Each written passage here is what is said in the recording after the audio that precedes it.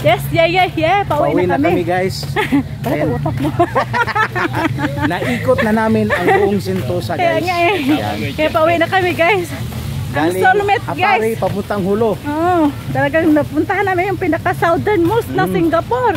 Talagang yeah. Saka, thanks God talaga guys. Kasi yung time, hindi mo talaga yan ma-reflect kung ano yung mga opportunity. At saka guys, hindi ko alam kung kailan ako makakapunta ulit ng Singapore. Amen. Kailan. So syempre, pinili ko talaga na yung linggong to, makita sila, Sis Jonah, yung mga ibang kasama natin sa Tinggapangan.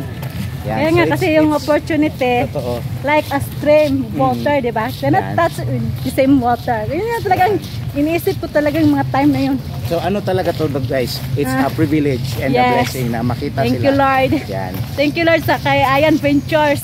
Ito ay hindi naman ako celebrity, pero celebrity hinahanap niya eh. Ako eh. Celebrity din to guys. Dito tayo. Dito tayo, tara.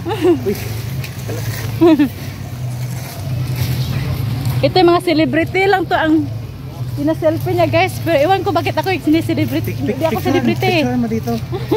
Picture mo to tapos ako. Ayan. Okay.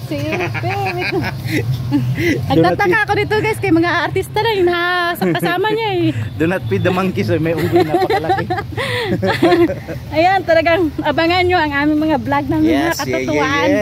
Kaya to the God, to the glory, amen, diba? Alright, yes. Kasi yun talagang kapurihan lahat ng ating mga time na binigay at mga kalasa. Totoo yan.